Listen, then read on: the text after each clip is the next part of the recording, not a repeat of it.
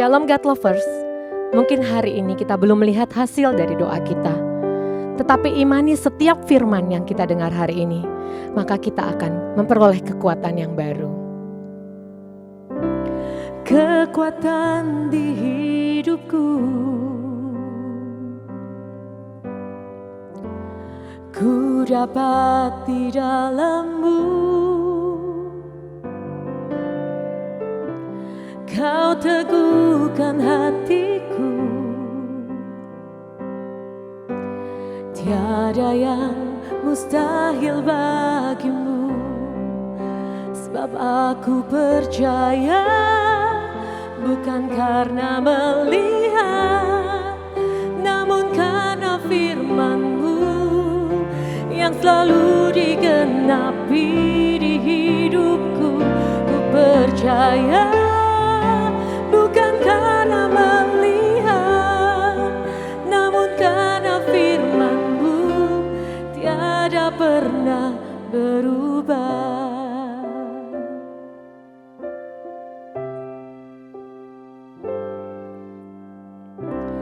Kekuatan di hidupku,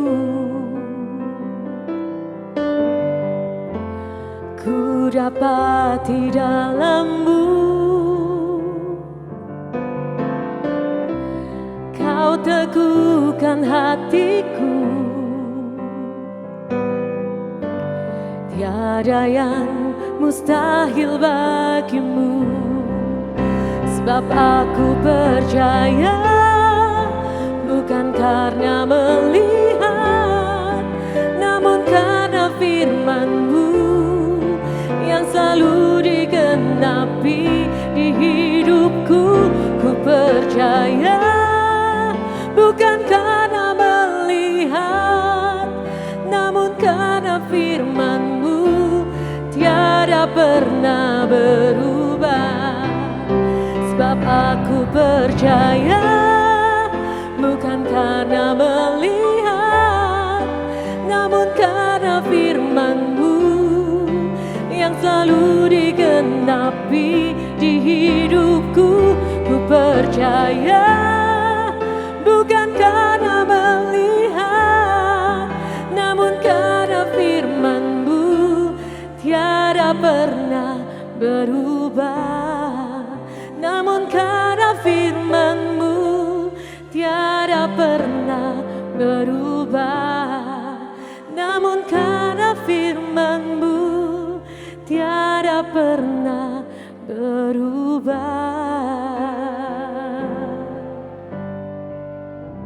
Selamat datang kembali dalam program Words from Heaven. Saat ini kita masuk dalam bagian terakhir. Kita bicara tentang kata higher perspective, atau bagaimana bisa melihat kehidupan dari sudut pandang yang berbeda, atau sudut pandangnya Tuhan. Kita sedang berbicara tentang 1 Samuel 17. Masih ingat perjumpaan antara Daud sama Goliat yang membawa perubahan dalam kehidupan. Ada beberapa hal yang kita sudah bahas dalam pertemuan yang pertama dan pertemuan yang kedua, tentang bagaimana kok bisa Daud bisa punya respon yang berbeda dengan tentara Israel yang lainnya. Ketika mereka ketemu dengan Goliat yang sama, ketemu dengan krisis yang sama, ketemu dengan tantangan yang sama, tapi yang satu responnya adalah ketakutan, yaitu tentara Israel. Tapi yang satu lagi responnya adalah, siapa orang gak bersunat ini sampai berani mencemoohkan barisan daripada Allah yang hidup. Kita tahu belajar bersama-sama dalam prinsip yang pertama adalah dikatakan Daud mengenal Tuhannya. Dan itu menjadi sebuah fondasi dasar dalam perubahan cara pandang kita, yaitu berbicara tentang kehidupan yang mengenal siapa Tuhan dalam hidup ini. Tapi kita belajar juga dalam pertemuan sebelumnya adalah selain Daud mengenal siapa Tuhannya, dikatakan juga bahwa Daud mengenal dirinya sendiri, gitu ya. Dikatakan bahwa dia bukan cuma memiliki Allah yang hidup, tapi dia adalah barisan daripada Allah yang hidup. Karena waktu Saul meragukan dia nggak terpengaruh dan dia tetap yakin tentang siapa dirinya, sehingga itu yang membuat dia tetap berani berdiri dan menghadapi Goliat dalam hidupnya. Nah, prinsip yang ketiga yang penting untuk memiliki perspektif yang berbeda, kita baca lagi turun di ayatnya yang ke-38 sampai ke-40, kitab 1 Samuel 17. Lalu Saul mengenakan baju perangnya kepada Daud. Ditaruhnya ketopong tembaga di kepalanya dan dikenakannya baju zirah kepadanya. Lalu Daud mengikatkan pedangnya di luar baju perangnya.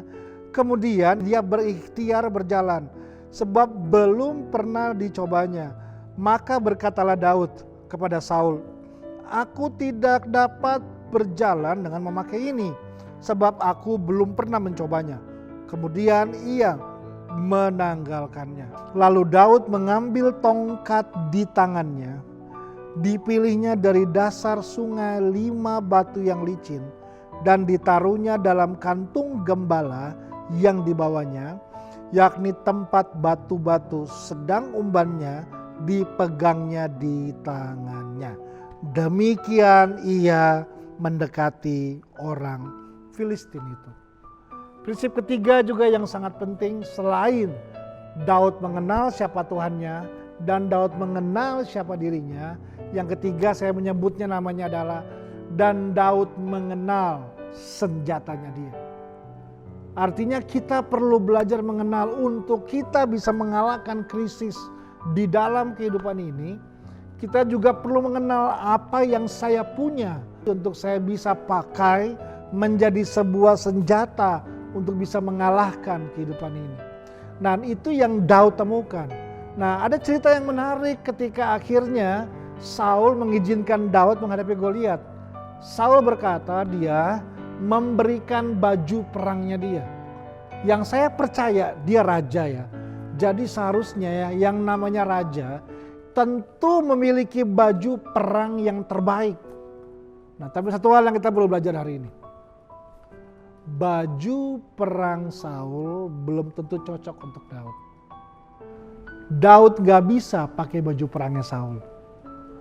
Apa yang menurut Saul berhasil, apa yang menurut Saul berharga, belum tentu sama di tangan Daud.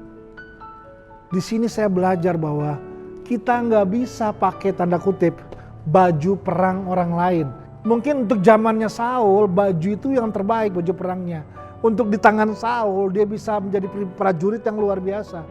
Tapi ketika Daud mencoba memakai apa yang Saul pernah pakai, Daud berkata gini, saya nggak bisa memakainya. Di prinsip yang pertama adalah kita nggak bisa memakai baju perang orang lain. Apa yang menurut orang lain berhasil, belum tentu menurut kita berhasil.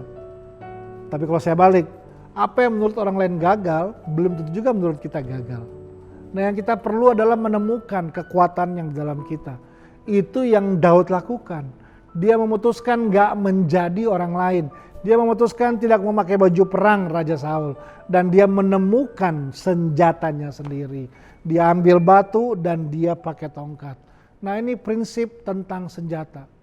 Saya belajar bahwa kita perlu lihat ini. Selalu ya, saya belajar. Kalau saya lihat di Alkitab, bagaimana Tuhan membekali ya orang-orang yang dia utus.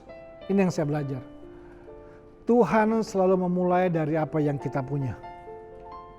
Kadang kita selalu fokus sama apa yang kita nggak punya. Coba uang saya lebih banyak Tuhan. Coba saya punya tim lebih kuat, saya punya tim lebih hebat. Saya kurang tim, saya kurang SDM, saya kurang modal, saya kurang pengalaman, saya kurang ilmu. Banyak dari orang yang fokus sama apa yang dia nggak punya, sehingga dia nggak menghargai apa yang dia punya. Kalau Bapak Ibu baca di kitab Perjanjian Baru dan Perjanjian Lama, salah satu perkataan Tuhan yang buat saya pribadi saya sangat suka adalah ketika Tuhan berkata begini, apa yang ada padamu. Di Gunung Sinai Tuhan bilang sama Musa, Musa, apa yang ada padamu. Di hadapan 5.000 orang kelaparan, Yesus bilang sama murid-muridnya, apa yang ada pada kalian, cobalah periksa. Selalu dimulai dari apa yang ada pada kita. Kadang kita berpikir kita bisa berhasil dengan apa yang gak ada di tangan kita. Tapi kita belajar hari ini, yuk mulai dari yang ada di kita. Kalau yang buat orang berhasil itu uang, mungkin orang akan bilang bahwa gak semua orang punya uang. Kalau yang orang pikir yang bisa membuat orang itu berhasil itu fasilitas, Kita akan bilang nggak semua orang punya fasilitas. Dia enak Pak punya fasilitas, ya dia bisa sukses. Dia enak orang tuanya kaya, dia enak lulusan ini. Nah dia memang bisa berhasil. Tapi saya belajar, kalau cuma itu yang menjadi alasan orang bisa berhasil, ya mungkin sepertinya kayak Tuhan pilih kasih. Karena ada yang punya, ada yang nggak punya. Tapi kalau coba saya tanya begini, kita punya tangan nggak? Semua orang mungkin akan berkata, kecuali dia cacat, tapi orang akan berkata sebagian besar, saya punya tangan.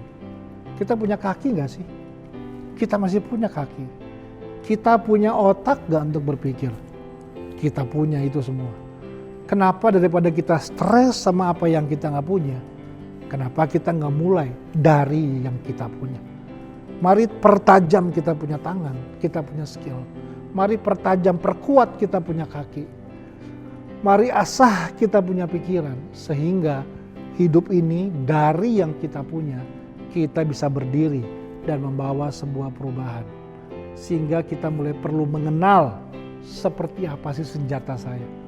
Yaitu adalah apa yang ada dalam setiap kehidupan kita.